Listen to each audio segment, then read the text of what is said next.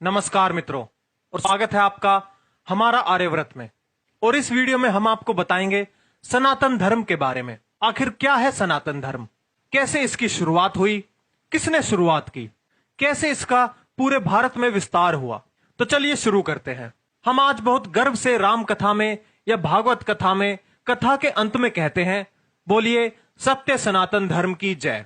थोड़ा ये सोचे कि सनातन धर्म का अर्थ क्या है। सनातन अर्थात जो सदा से है, जो सदा से रहेगा, जिसका अंत नहीं है और जिसका कोई आरंभ नहीं है, वही सनातन है। और सत्य में केवल हमारा धर्म ही सनातन है। यीशु से पहले ईसाई मत नहीं था, मोहम्मद से पहले इस्लाम का मत नहीं था। केवल सनातन धर्म ही सदा से है, सृष्टि के आरंभ से है। किंतु ऐसा क्या है जो हिंदू धर्म में सदा से है? श्री कृष्ण की भगवत कथा श्री कृष्ण के जन्म से पहले नहीं थी, अर्थात श्री कृष्ण की भक्ति सनातन नहीं है। श्री राम की रामायण तथा रामचरितमानस भी श्री राम के जन्म से पहले नहीं थी, अर्थात श्री राम भक्ति भी सनातन नहीं है। श्री लक्ष्मी भी यदि प्रचलित सत्य और असत्य कथाओं के अनुसार भी सोचे तो समुद्र मंथन से पहले नहीं थी, अर्थात लक्ष्मी पूजन भी सनातन नहीं है। गणेश जन्म से पूर्व गणेश का कोई अस्तित्व नहीं था, तो गणपति पूजन भी सनातन नहीं है। शिव पुराण के अनुसार शिव ने विष्णु व ब्रह्मा को बनाया, तो विष्णु भक्ति व ब्रह्मा भक्ति सनातन नहीं है। विष्णु पुराण के अनुसार विष्णु ने शिव और ब्रह्मा को बनाया, तो शिव भक्ति और ब्रह्मा भक्ति सनातन नहीं है। ब्रह्म पुराण के अनुसार ब्रह्मा ने शिव और विष्णु को बनाया, तो विष्णु भक्ति और शिव भक्ति सनातन नहीं है। देवी पुराण के अनुसार देवी ने ब्रह्मा, विष्णु और शिव को बनाया, तो यहां भी तीनों की भक्ति सनातन नहीं रही। यहां थोड़ा विचार करें कि ये सभी ग्रंथ एक दूसरे से बिल्कुल उल्टी बात कर रहे हैं, तो इनमें से अधिक एक ही सत्य हो सकता है, बाकी झूठ। लेकिन फिर भी सब हिंदू इन चारों ग्रंथों को सही मानते हैं। अब इसे सौभाग्य कहें या दुर्भाग्य, इसका निर्णय मैं आप पर छोड़ता हूं। फिर ऐसा सनातन क्या है जिसका हम जय घोष करते हैं? वो सत्य सनातन है परमात्मा की वाणी। आप किसी मुसलमान से पूछिए परमात्मा ने ज्ञान कहां दिया है, वो कहेगा कुरान में। आप किसी ईसाई से पूछिए परमात्मा ने ज्ञान कहां दिया है, वो कहेगा बाइबल में। लेकिन आप हिंदू से पूछिए परमात्मा ने मनुष्य को ज्ञान कहां दिया है, हिंदू निरुत्तर हो जाएगा। आज दिग्भ्रमित हिंदू भी नहीं बता सकता कि परमात्मा ने ज्ञान कहां दिया है। आधे से अधिक हिंदू तो केवल हनुमान चालीसा को ही परमात्मा का ज्ञान बता देंगे। जो कुछ धार्मिक होते हैं वो गीता का नाम ले देंगे, किंतु ये भूल जाते हैं कि गीता तो योगेश्वर श्री कृष्ण देकर गए हैं। परमात्मा का ज्ञान तो उससे भी पहले होगा या नहीं, अर्थात वो ज्ञान जो श्री कृष्ण ने अपने गुरुकुल काल में अपने गुरु संदीपनी मुनि के आश्रम में पढ़ा था। जो कुछ अधिक ज्ञानी होंगे वो उपनिषद कह देंगे, परंतु उपनिषद तो ऋषियों की वाणी है, ना कि परमात्मा की।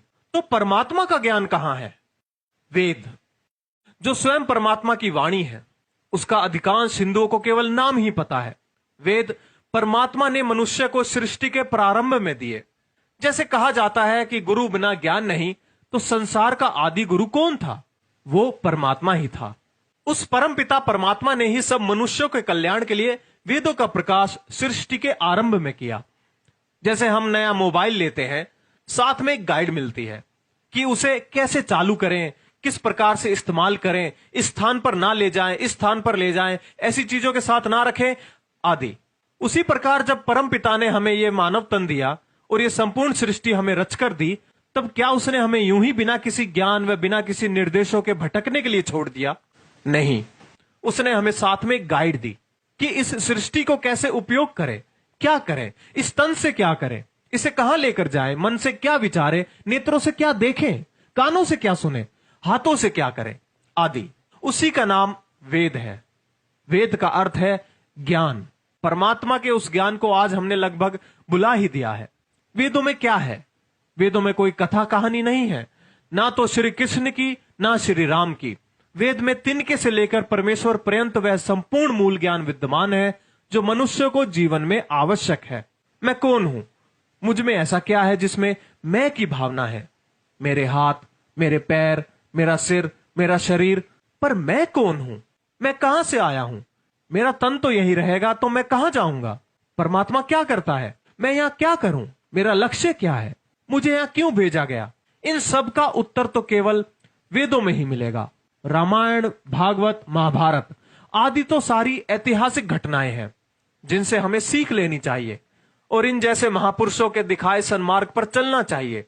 लेकिन उनको ही सब कुछ मान लेना और जो स्वयं परमात्मा का ज्ञान है उसकी अवहेलना कर देना केवल मूर्खता है। यह हमारी छोटी सी कोशिश थी आपको अपना धर्म यानी सनातन धर्म समझाने की। आशा है कि आप इस जानकारी को हर हिंदू और हर सनातनी के पास साझा करेंगे, क्योंकि यह जानकारी हर हिंदू के पास या हर भारतीय के पास होनी जरूरी है। और वर्तमान में तो इसकी जानकारी होना अति आवश्यक है, क्योंकि जैसे एक षड्यंत्र के तहत हिंदुओं को हीन बनाया जा रहा है और उनको उनके ही सनातन धर्म के खिलाफ भड़काया जा रहा है, जल्द ही हिंदू सिर्फ इतिहास बनकर रह जाएंगे। और जो कुछ लोग ये बोलते हैं कि हिंदू कभी खत्म नहीं हो सकते, वो जीवन पर्यंत तक रहेंगे, तो मैं आपको बता दूं, आज दुनिया में हिंदुओं का सिर्फ एक ही देश है और वो भी सिर्फ अनौपचारिक रूप से। पहले सनातन धर्म सिर्फ भारत में नहीं अपितु आधे विश्व में फैला हुआ था, जैसा कि आप इस मानचित्र में देख सकते हैं। लेकिन आज हम बहुत सिकुड़ गए हैं। इसलिए इस जानकारी को जितना हो सके उतना शेयर करें, व्हाट्सएप पर, फेसबुक पर, ट्विटर पर, या फिर आप इसे डाउनलोड करके अपने यूट्यूब चैनल पर भी डाल सकते हैं।